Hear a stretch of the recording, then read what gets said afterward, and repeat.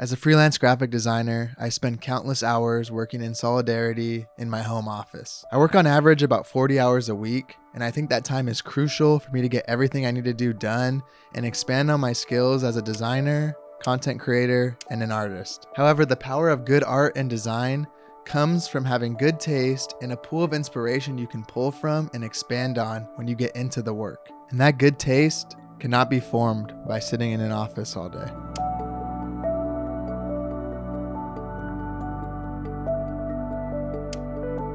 We cannot get new ideas by sheltering ourselves from the outside world.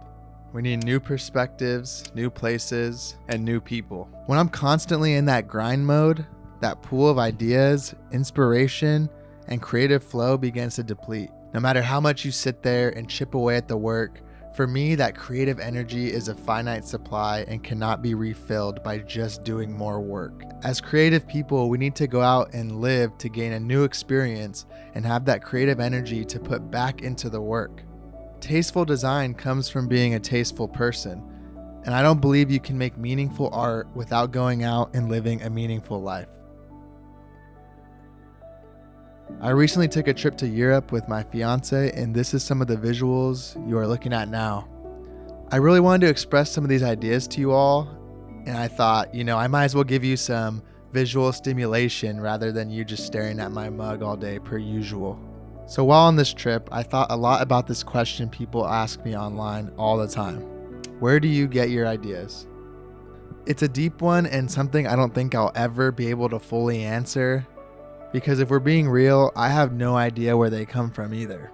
Somewhere in the universe, these ideas flow into my mind and are a mishmash of my hero's work, inspiration around me in the world, and my own personal experiences. Having artists and designers you look up to and gain inspiration from is only one piece of the pie though. The other two aspects are being in the world and personal experiences. Every single person you meet knows something that you don't. And if we embrace that idea and live our life to the fullest outside of just being a slave to design programs or social media algorithms, we can make our best effort to add our own little footprint in the greater world of design.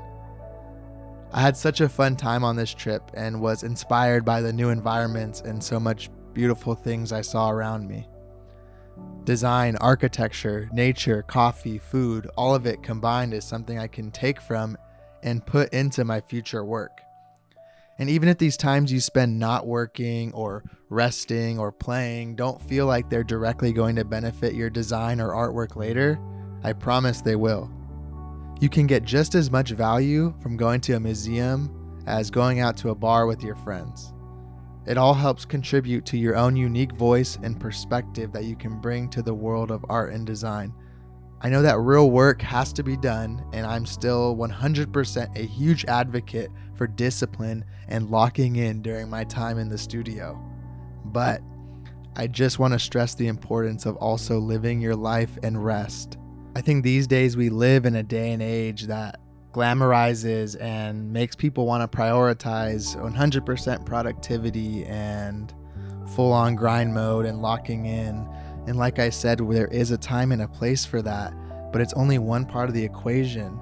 Having hobbies, having time to rest, having time to play, having time to experience family, friends, relationships, all those beautiful things that the world has to offer is just as important part of the process.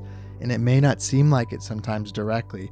It may seem like, I could be spending my time working on something more productive or more serious or more artful. I even have a hard time these days sometimes enjoying just a night playing video games or something because I think that I should be at the computer working on stuff. But how I've been trying to frame it lately is going out and living those experiences is also work. You are doing a disservice to yourself if you're only working in an echo chamber and in isolation all the time. You will have no new messages or experiences or memories or just personal things to reflect on and share out into the world if you don't have those new experiences from actually going and living them. Instead of looking at sites like Pinterest all day for design inspiration, try going to a library, try going to a park, try going out into nature. Just go somewhere that you think will inspire you that's outside of a digital space. And make time for yourself to recharge so that creative energy is fully to the top when you need to get back into the actual meaningful work that you want to be doing. Rest is not just the absence of work, but an equally as important part of the process. Being a great graphic designer is important to me, but it will never be more important than being a great human. And conveniently enough, being a more fulfilled, lively, and considerate human makes me a better designer in the process. So live your life however you see fit, be a sponge, go out and live those new experiences, and bring all that beautiful energy back into the studio. So quite honestly, my secret to becoming a better graphic designer has nothing to do with design and all to do with being human. Much love, and I'll see you next time. Peace.